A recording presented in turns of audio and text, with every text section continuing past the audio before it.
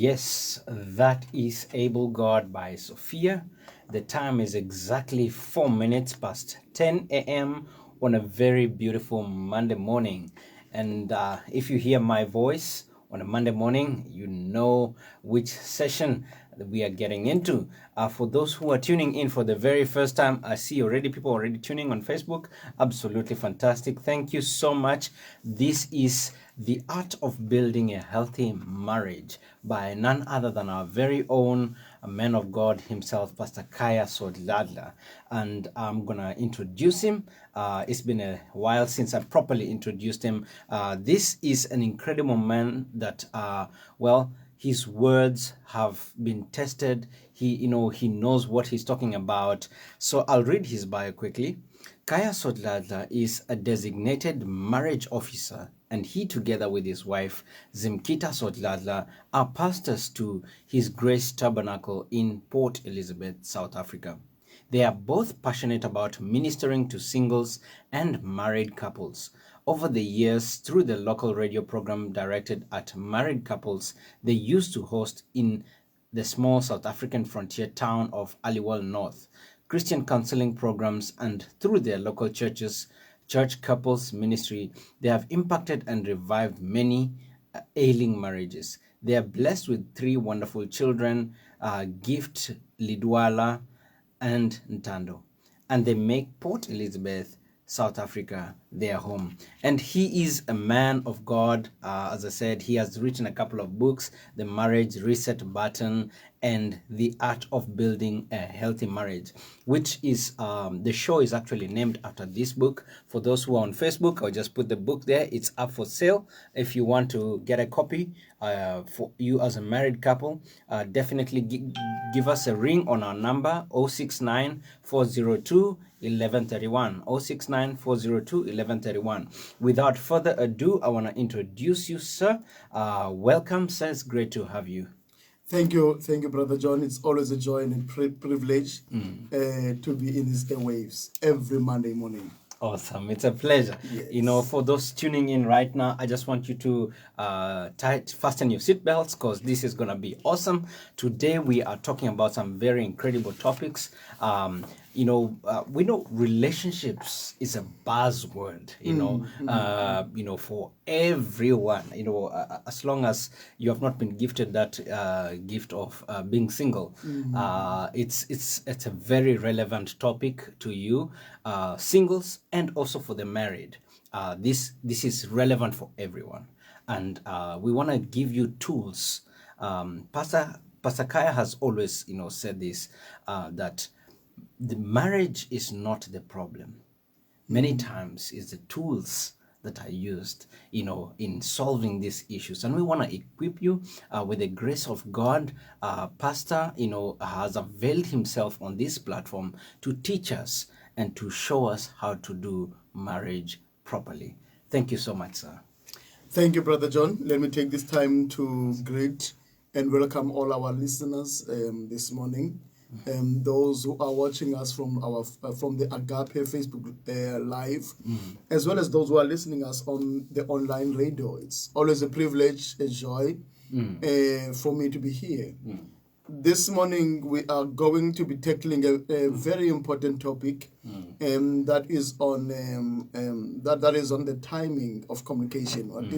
We're continuing with communication, which is very crucial for I normally say communication is like the blood of any relationship.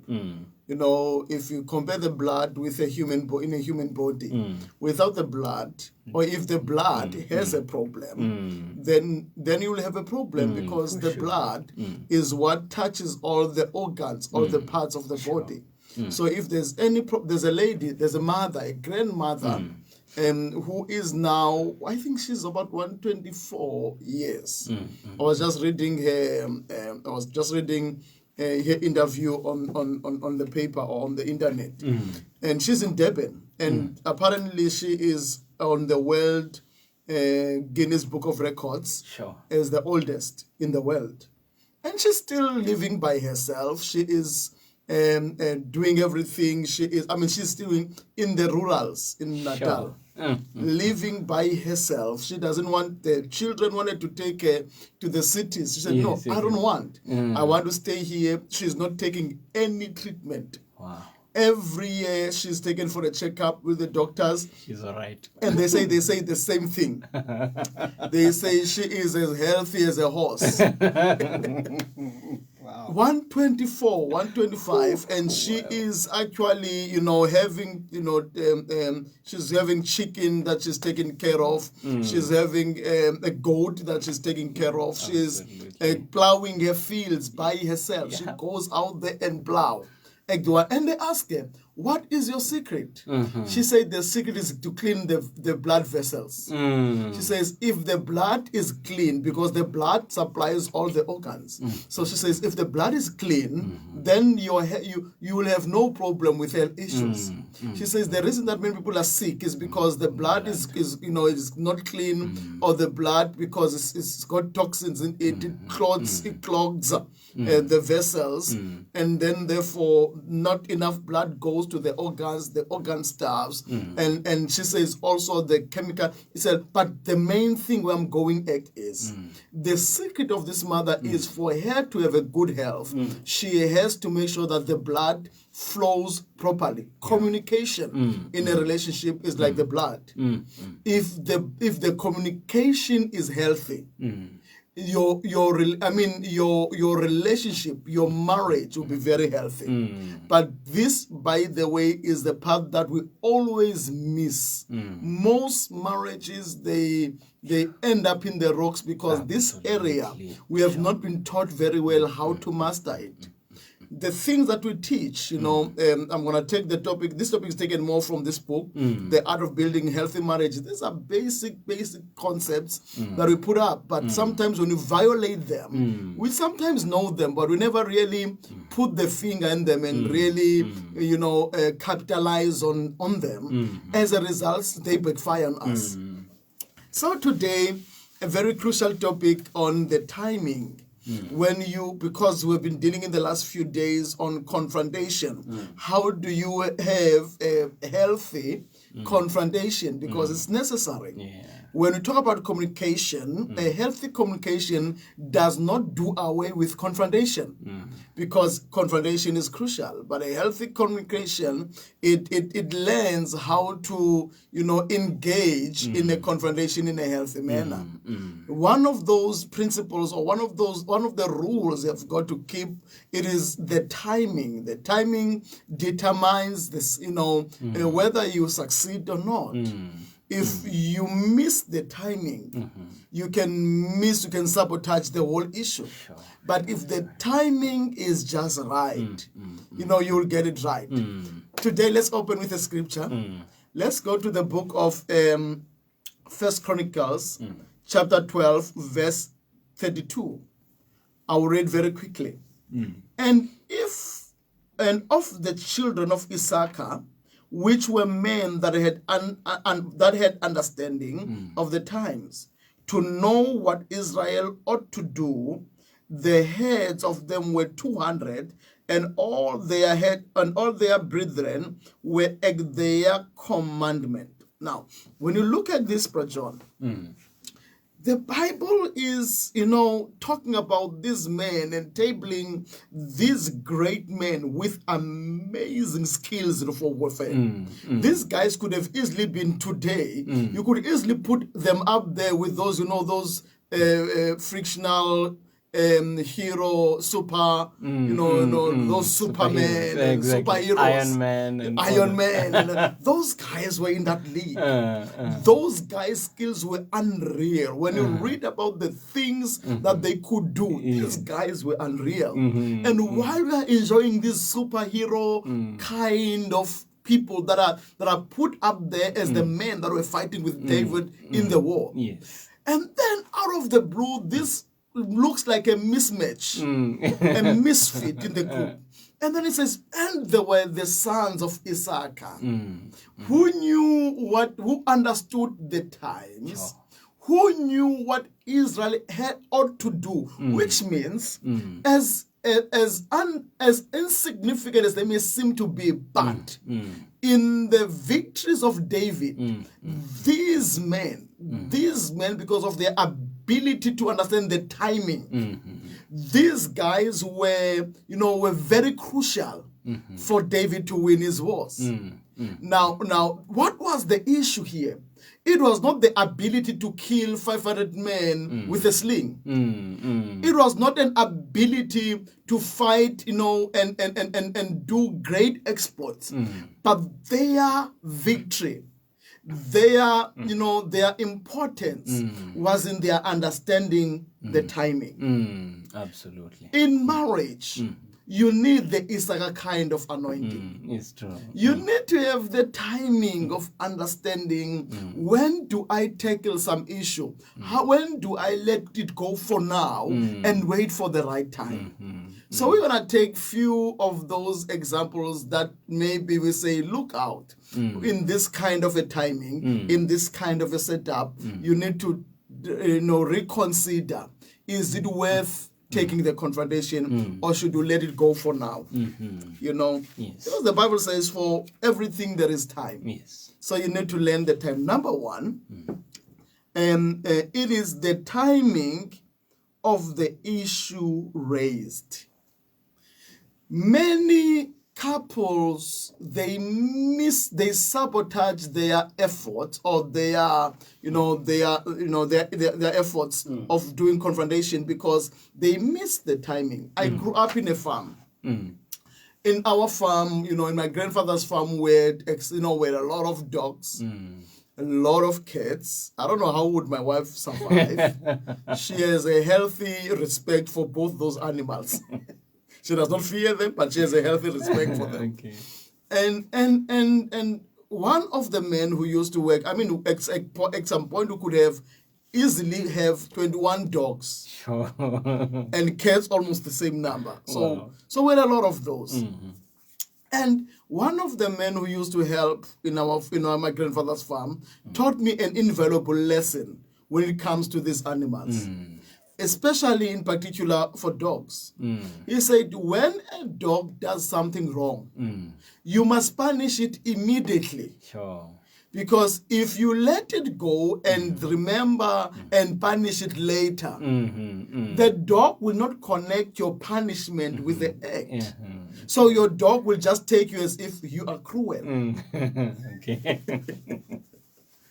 All So right. you as a person, you need to be able, don't punish your spouse or don't confront issues that have long passed. Right now, for example, there's another issue that rises up that reminds you of what you did not confront your spouse for. There's a difference between taking a time out, which we spoke about in the past. Taking a time out is when you say, right now, your heart space is not, you're not in the right space emotionally for you to deal with this issue. So you say, let me take a time out and deal with it a bit later. Okay. That's a different story. We talked about that. Okay. This one is when you are clear that when you cool off, you will immediately tackle it, and it's still therefore in within the right timing. Maybe say a day's time, or so. They say, by the way, the thing we spoke about, and you don't raise it because something else has come up now, Okay. because it will mess up the things. Yes. But this one is when something else happens and reminds you of this thing, and which reminds you of that thing, which reminds you of that thing, and all of a sudden you are trying to deal with this, but your reference is more on this. Sure. Now it messes up because now you are confusing the poor spouse. What are we dealing with here? So you don't, you end up not knowing what you are dealing with, even if you are just communicating, generally. You need to be clear what you are communicating, because when you communicate with somebody, because also with human beings, we have got selective hearing. Yes, we do. So you have got to be clear if you are tackling this issue. try to avoid bringing in other issues, because I might end up not hearing what you are now dealing with, but instead be hung up on what you also mentioned in dealing with this. So this one of the timing is when you when I don't press when I don't press the toothpaste properly. Yes. Don't try to punish me for the toilet paper that I'm putting wrong. Deal with what is at hand. Don't deal with what you forgot to deal with or you let go at that time, but you realize it's bothering you. And then you bring it in while I thought we were dealing with this, but you're confusing me now because I are dealing with this, and therefore it can cause a lot of problems. Sometimes can even cause me to end up having these feelings of feeling, but why didn't you tell me? And that means all this time you were holding me, you were holding a grudge against me, and then you end up being, held up in this instead of dealing with the real issue. So number one, what is the timing of the issue that is at hand? Okay. Is it the right timing? But also, there are also things that you want to tackle with. Okay. But the timing for that right now is just not right. Okay. Let me give an example. I have lost my mother. Okay, let me know. I've not lost my mother. I'm not losing my mother anytime soon. So that's a bad example. I'm changing it. Okay. But let me say, I have lost somebody who's close to me. Okay. I've lost I've lost my father. At least I've lost my father. I will not lose another one. Okay. Let me say I've lost my father. And while I've lost my father, you remember there's an issue that is genuine that needs to be confronted. Okay. But right now, I am not in the. I'm fragile at this moment. You can't bring this now, because if you bring it means you are insensitive. For example, let me say somebody have lost their job, and while they have lost their job, it's like, and then you bring up the problem you have with him with the handling of finances. Sure. And it's bothering you because in this house, maybe you have got this problem. This man always, or this wife always misuses money. Maybe they go and buy clothes that were not on budget. And then while they lose their job, and then you bring that up, this is a genuine concern, genuine issue that is troubling you. Yeah. And it's an issue that needs to be dealt with. You need to confront it and clear it up. But now bringing the issue about the finances while this one have lost the job is very insensitive. The timing is not the right timing. You know what I'm saying? Yes. It's like kicking somebody when they are already down. So they won't hear what you are really saying. But they will hear what they feel that this person is insensitive. How could you raise this now? It's true. So you need to check the timing. Is it I know that I've got the genuine concern for this. It needs to be tackled. But is it gonna be right now? Is the timing the right timing? Absolutely. For example, you have got timing you are living in the family in a setup where things are always busy. For us men, for example, we are not multitasking. We just cannot. We are one way. If a man is watching TV, don't think that you're gonna communicate with him while they're watching their sport, because he's watching TV. I see that from my young sons. Yeah. When my sons are watching their thing on television, you can talk to them and shout at them. It's not that they are disrespectful. They are not hearing you. They zoom in. Men zoom in. Now, if you are going to talk about issues while this person is zoomed in what they're doing, you know, it's now, ladies, they think that we are Superman. My wife, I will be in the bathroom washing, and when you wash, water makes the noise. Yes. And you are washing in the bathroom, the TV music there is on high. And then you can hear in the background, but there's something that is talking, and my wife is communicating something important. Timing. and then a week later, she will be angry, but I told you. I spoke. When did you tell me? You know, you told them the noisy water in the bathroom, but I did not hear it.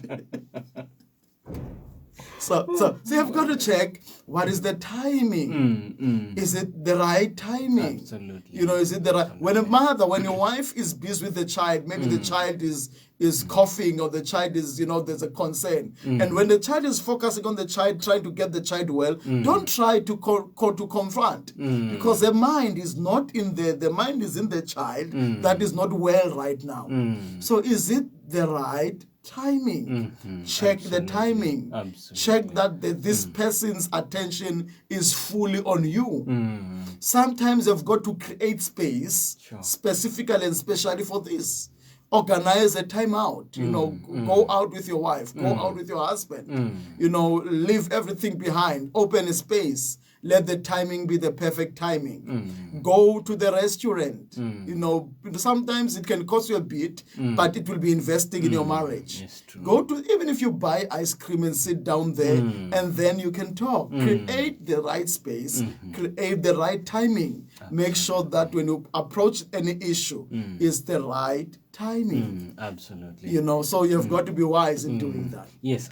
So basically, in essence, I think maybe, if I'm getting, correct me if I'm wrong, but what you're saying is, let's not leave it for too long. Yes. So that, somebody, there'll be pile up of other issues. And then there's no association with your frustration at the moment with the real issue. There's a disassociation. And also that we should also be wise, seeing the prevailing circumstance at the moment. Yes. Whatever is happening at the moment, not to confront when maybe somebody is vulnerable, there's something that happened, an incident, which could, as you said, make them think that you're insensitive and don't care. So in essence, is that what you're saying? Yes, that's what I'm saying. Awesome. For example, it takes wise balancing. It takes wise balancing, but the basic of it is, let me give you an example. I went to buy electricity from one of the shops in our area. Bought the electricity, went back home. I don't know what's with that paper. It has this neck of just disappearing. In my house, it just disappears. So much that when I buy it now, I take a picture of it. Just in case it goes to its old habits, and I'm safe. So I bought this electricity, and then I go back home. When I get back home, ready to punch it in, it's not there. We looked in the car, we looked everywhere, went back to the shop, looked in the parking space. I could not find it. I was frustrated because that was, quite a lot of money. And I was frustrated. Then I decided to go in and check with the people. Guys, I'm looking for the DD. I said, no, there might be a solution to that. If you have not bought another electricity, that electricity is still valid and is still there in the system. All right, okay. So all they did was a reprint. But the secret is, if I would have bought any other electricity, the old one would automatically be written off. Now, with the issues that we deal with, as long as there's no issue that has come in on top of it. The timing issue is, you must not wait until there's another issue. But if you deal it and there's no other issue that you're at least are dealing with that one, even if it happened some time ago. But as long as it's not already, or there's no overlaying, there's no there's no layer on top of it, then it's safe. It's still safe to deal with it. But other people, they wait until there's a layer, and then once there's a layer, you can't deal with something underneath the layer without causing confusion and problem with your confrontation. Yes, so true. So you must know that you're dealing with this and not with this through this. Okay, I get it. I get it now. Okay, it makes sense totally. Now, the second one, it is the timing of the environment. Sure. The timing of environment, it's got many layers in it. We talk about the timing of the environment in terms of, let's talk about, for example, the bedroom. We also talk about couples. Yes. Let's talk about the family members. Let's talk about your children. Let's talk about strangers. Let's talk about, different environments like church, workplace, and we can go on and on. So these are the timings of the environment. So you need to consider the environment. Let's take first with the bedroom. The marriage setup. I normally say the parliament is the bedroom. No, it's not the parliament, so sorry. The bedroom is the main place in marriage, And I normally say, therefore, if you are married, never make the mistake of making your bedroom a boardroom. Sure. A bedroom is supposed to be a bedroom. And never bring in confusion of the boardroom things on the bedroom. Sure. Your mind is very powerful. And the way that God created your mind is very interesting. Because your mind works on imprinting. We call it cognitive patterns. It creates pathways. Sure. It therefore creates, it learns. It's got this ability to learn and keep on adapting. So whenever you have a new information, it imprints into your mind. And therefore, whenever you respond, it always responds in reference to what is already in the mind. So if you were hurt in a certain corner, in future when you get to that corner, you'll be a bit careful. Because your mind imprinted and associates that corner with it. You find that when children are growing, in our culture, there's a saying that says hata. I don't know what other language is used, but in ours it's hata. Hata is when a child sees fire, and then children are very curious because they've got to fill up the imprints. The filing system is still empty; it must be filled up. So they keep on learning, and this becomes their reference. So when a child sees fire, they get say, wow, what's that glowing thing? It's beautiful. We need to quickly file it as understand what is it. So one of the things that they use, they use touch to learn things. So they will go towards the fire, and then the older people will say, no, let them touch it. But as long as it's a controlled environment. When they touch the fire, and then they feel the pain, but please, it's not cruelty. They will not do it. They will not allow them to touch if they know it's going to hurt them. But they just want them to touch so that they can just feel. Just before they touch the fire, you will hear the old person say, hada. Okay. So when they touch the fire, they associate the pain, they associate the glow of the fire, and they associate the touch of that fire with pain. And then hada comes in, and then it gets conditioned in their mind that hada plus that glow equals pain. So in future, therefore, whenever they see the fire, they'll run away because the mind has filed it as dangerous. Now, as you grow, that same process is still go on. If in your bedroom, when you go into your bedroom, you bring up, I know we live in a very busy world. You find that the husband is working, the wife is working. When they come back home, we're always in this continuous red race. When you come back home, there is cleaning, there is children's homeworks, so we're always in a red race, and you never really get time to sit down and talk about issues. And then when you get to the bedroom and you realize, this guy is here, this woman is here. Why don't I deal with this issue now? I mean, this is the time. We're both here. We're both here. And then you'd think that is the best time. And also, some of our homes are not that big.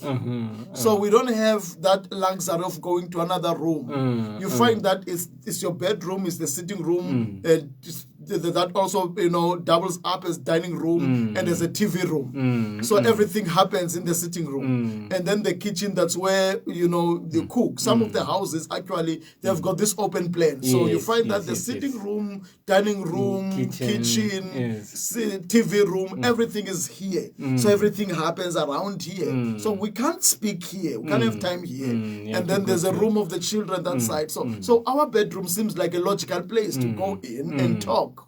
Even if we are not going there to sleep, but we can go there. That's the only place that is open to us to talk. But the problem is your mind will associate the bedroom, will imprint your conversation. If you talk about, normally when you confront each other, it's not always nice. But the moment you get in there, now you have got to do the business of the bedroom.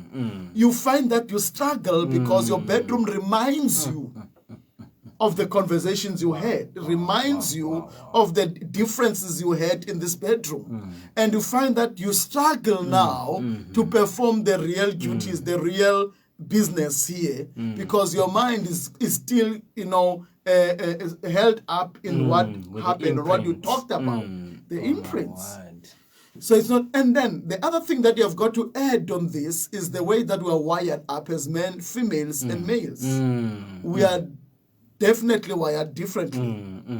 Male, when it comes to the sexual part of setup, we are more physical. While women are emotional beings. To flow in the bedroom. Because there is something that blocks their flow, because emotionally they've got to be in the right space. When something bothers them, when something is in their mind, they will struggle because they've got to deal with the mind.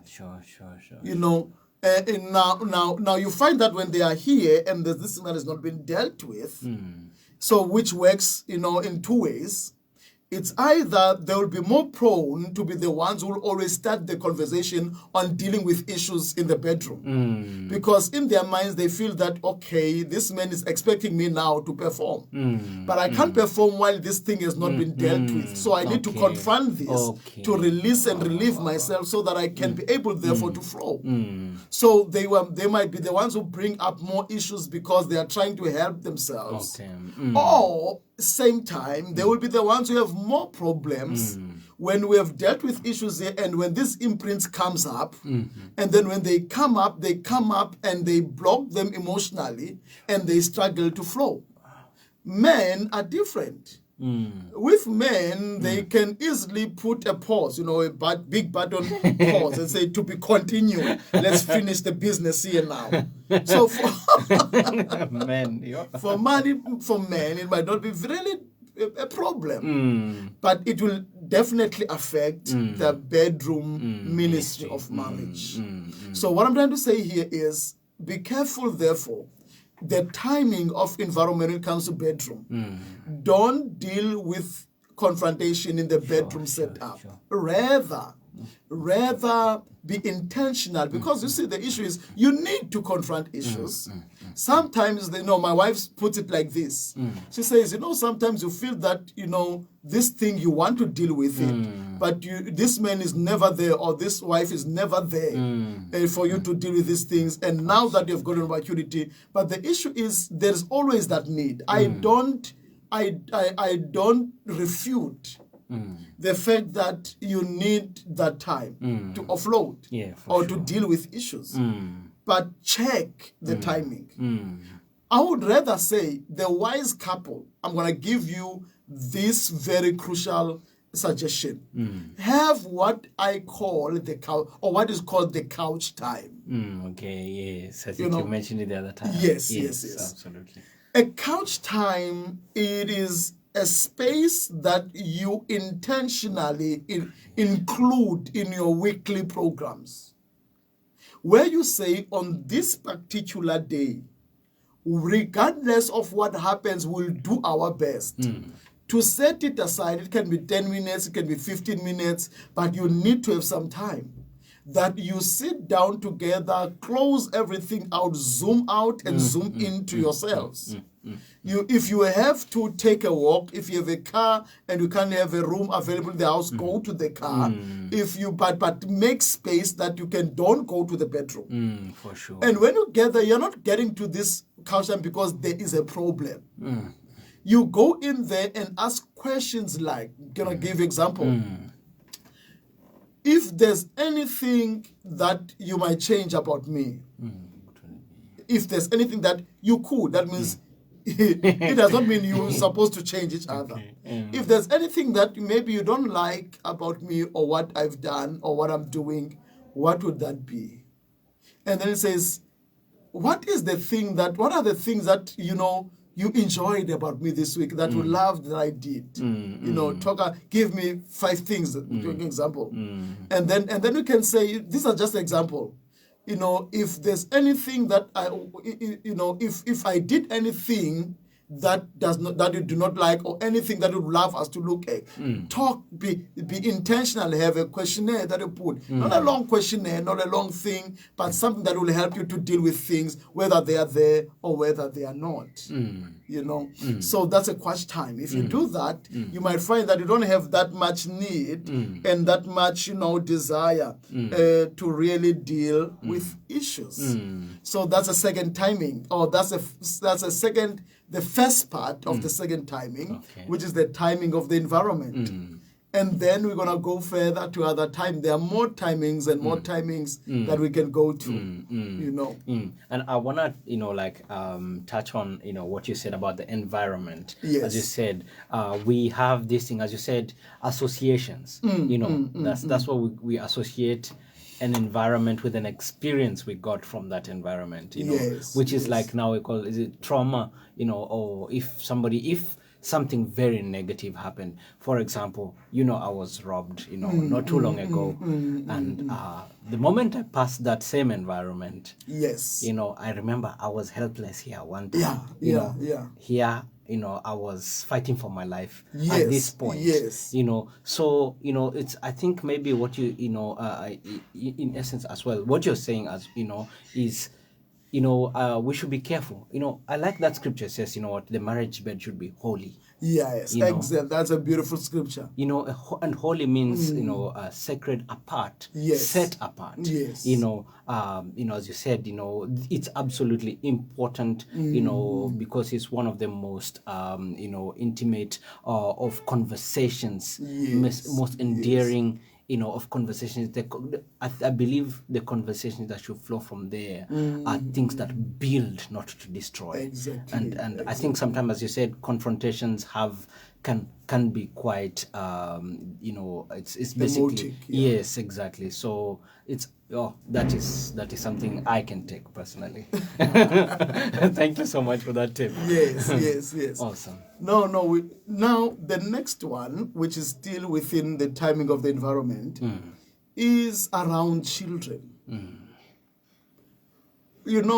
Never make the mistake. It is, please allow me to use this word because I want it to hit hard. Okay.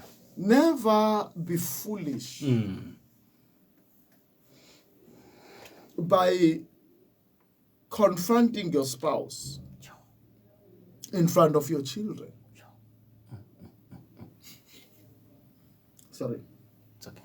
That's the worst thing you can do. Because this is their father. This is their mother. You need, therefore, to keep that healthy space, that healthy relationship. Now, I don't care how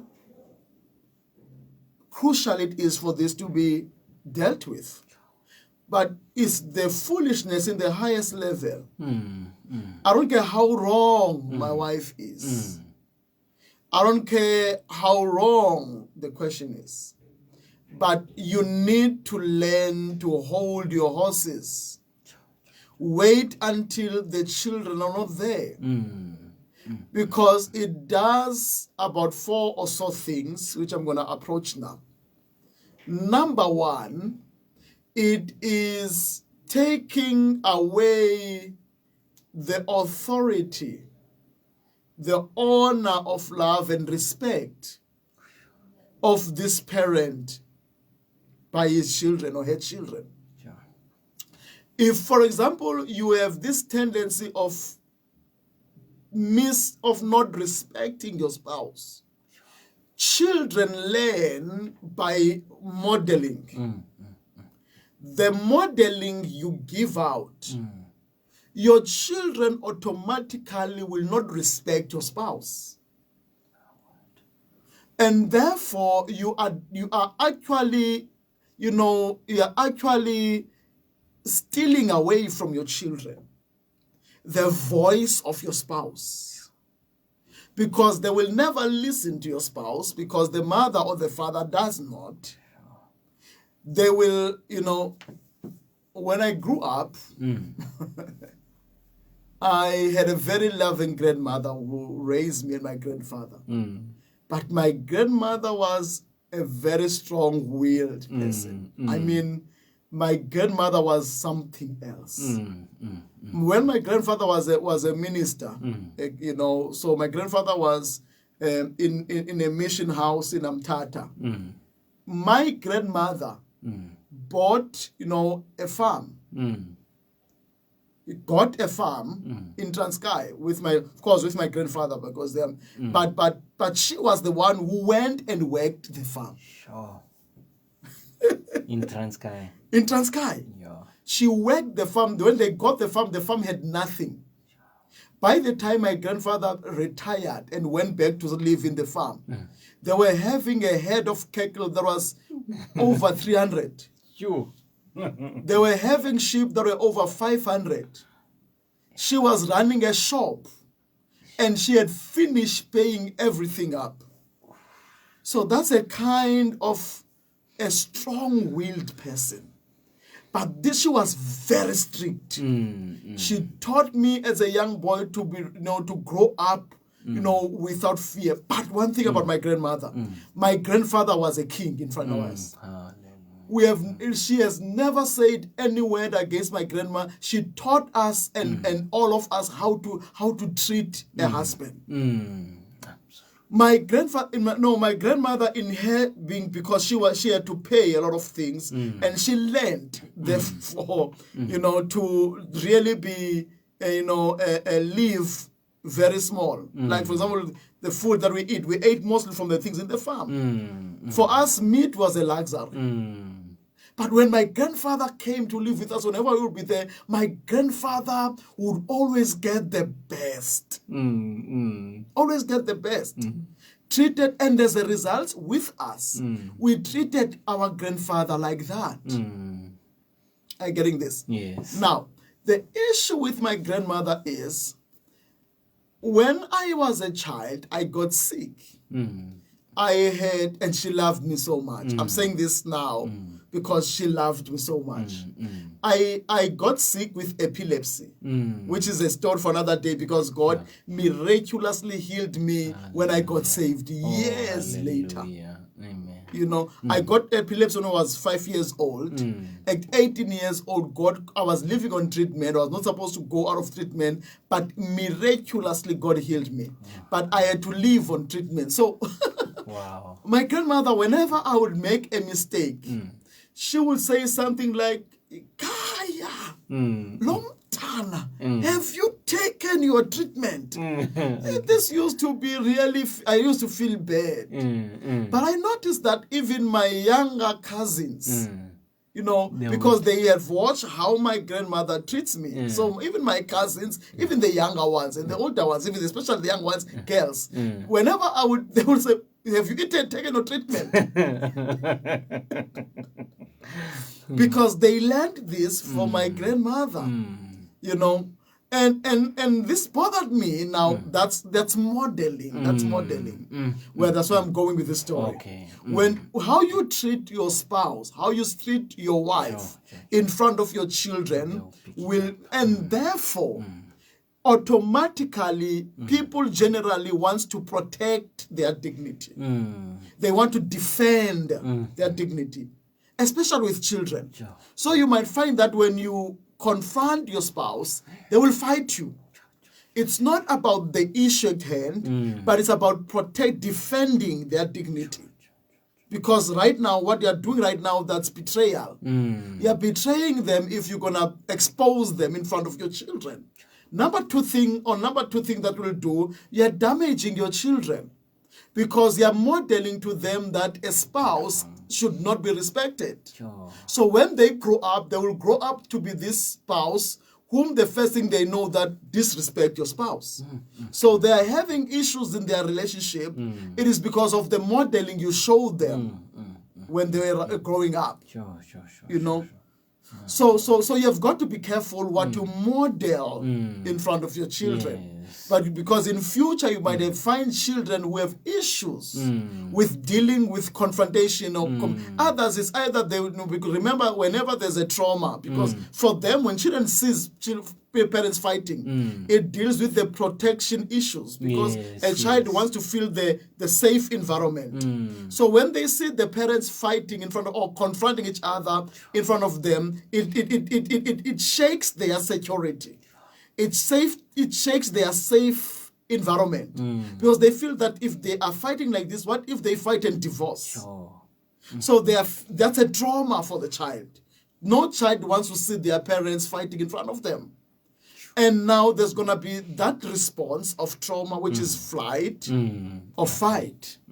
The flight one is you might find that the response that this flight child takes is that whenever there's a confrontation, they don't want confrontation. They fear. They withdraw. They fear confrontation. When they are married, whenever there's something that needs to be confronted, they will always withdraw, which causes problems in marriage.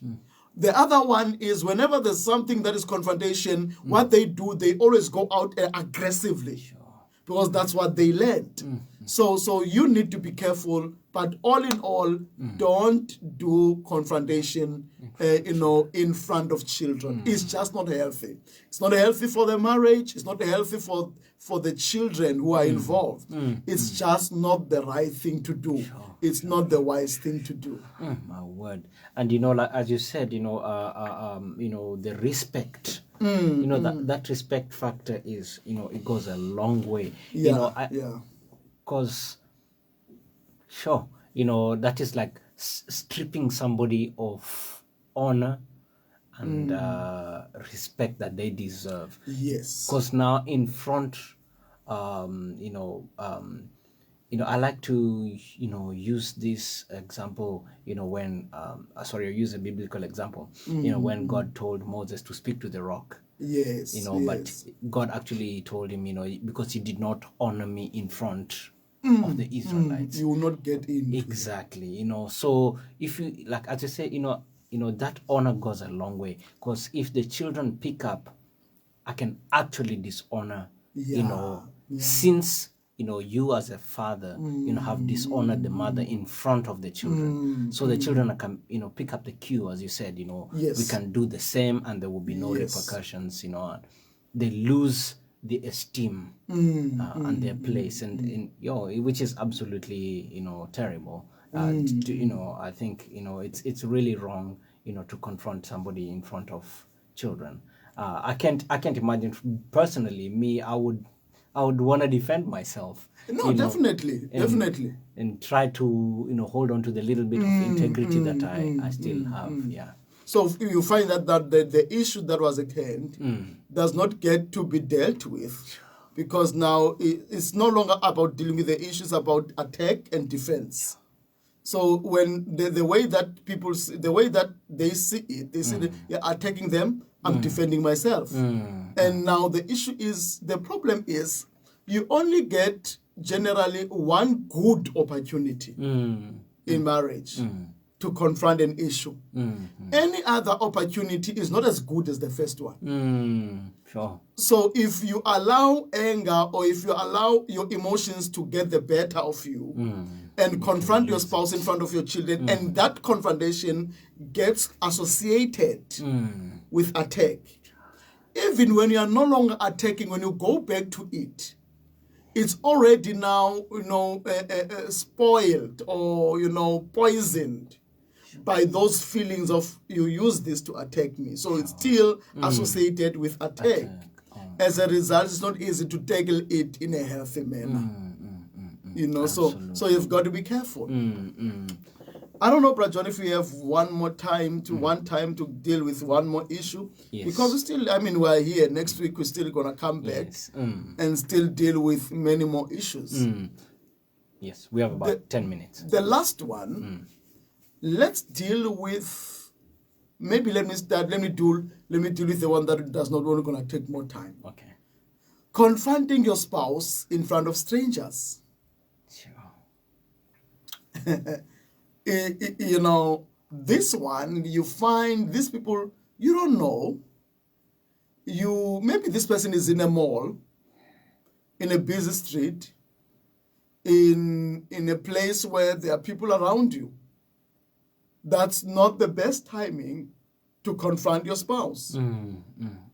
Because number one, there's an issue of defending your dignity.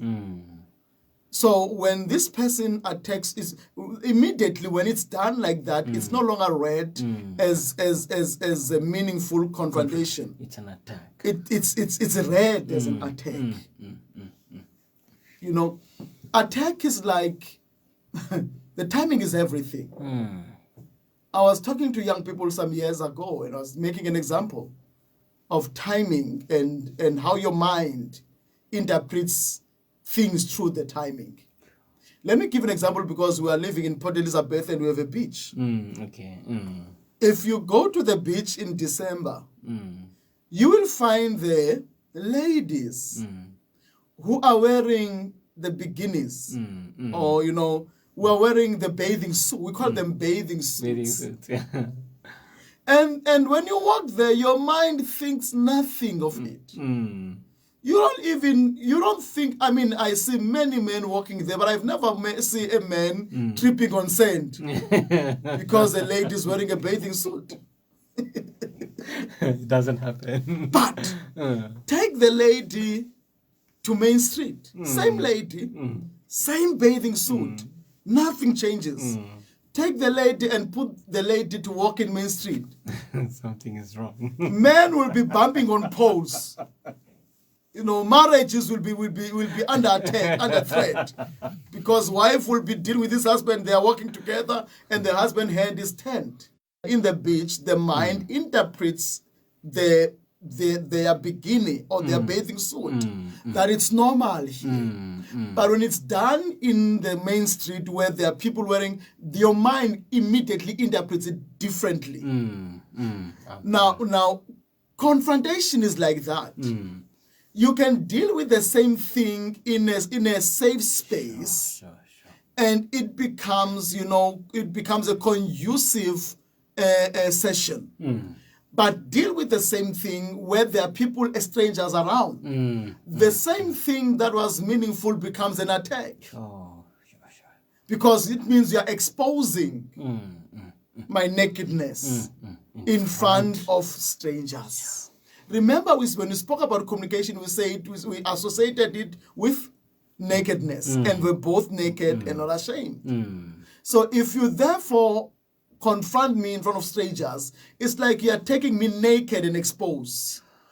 Automatically, the first thing you want to do is to cover your nakedness. Exactly. And when you try to cover your nakedness, when somebody's trying to take your clothes off, you don't want to do it in a nice way. Say, please, sweetie, No. just borrow me. No. At that moment, the only thing in your mind is to cover yourself at any cost. And also be angry at the person who's trying to expose you. And the next thing you might try to do is to expose them as well. As well, exactly. Oh my word. You know, because they're trying to say, listen, don't look at my nakedness, look at their nakedness. Exactly. So you find that instead of being meaningful, this confrontation that is happening now is becoming toxic. What's the problem? This same thing, if you approached it there and dealt with it in a safe environment, it could have been, you know, a fruitful one. But because now you do it in front of people, it's like you are exposing and attacking their dignity by exposing the nakedness. You know, it becomes unhealthy. So therefore, you need to be careful that when it comes to environment, don't make your bedroom your boardroom. It's not healthy.